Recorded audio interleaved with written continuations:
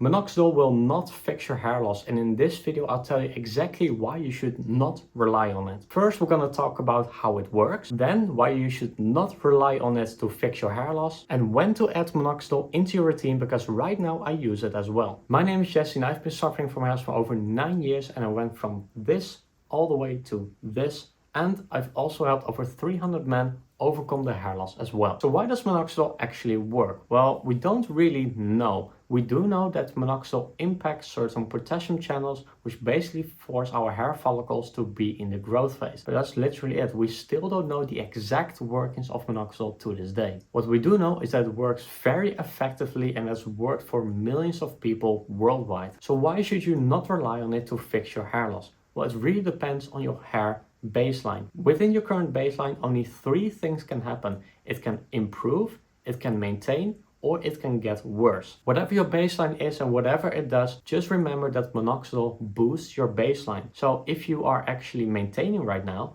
then minoxidil will improve your maintenance and give you more regrowth. But if you are not maintaining right now, minoxidil will still give you regrowth, but the underlying problem isn't actually fixed. It will continue to go down and the minoxidil gains will go down as well. When you are first starting out against hair loss, you read about minoxidil, you start minoxidil, you actually see great results from it, and then you think that your problems are over. But the problem is that you are still not maintaining. Your hair gets worse in the background, but you won't realize it until many years later when you think to yourself like, this doesn't really look as good as it should. And then you stop the minoxidil, for example, and then you instantly go back to your baseline, and then you realize you are screwed and it's way too late at that point. So when should you actually add minoxidil? Because again, I'm using it myself right now. Well, it really depends on maintenance. First, I would recommend to make sure what kind of hair loss you are exactly suffering from. If you're watching this, it's very likely that you suffer from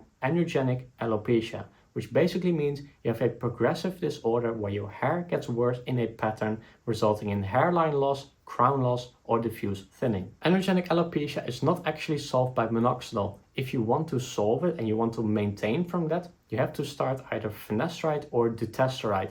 Both are very good at what they're doing, and even the weaker version, which is finasteride, still makes sure that 90% of men maintain or improve their hair after 10 years of use. And when you know you are maintaining, then you can add minoxidil if you want, but maybe you don't even need it. Another example is stress-related hair loss. So let's say your baseline used to be this, but then you are going down, and in that valley you panic and you decide to start all these treatments. But the thing is, stress-related hair loss is resolved by just removing the stress. So for example, if you are right here when starting, you then experience a lot of stress and go down. Then once that stress is resolved, then you go back to your original baseline. But the thing is, when you are right here, you start all these type of treatments, and then you improve again, and then you attribute all those gains to what you tried, but not what actually solved your problem. In conclusion, just make sure you know what kind of hair loss you actually are suffering from. And once we know that, then we can attack the root cause of that problem. And as a bonus point, how do you know if you actually maintain? Well, for that, I recommend monthly good progress pictures. And if you want to know everything about progress pictures,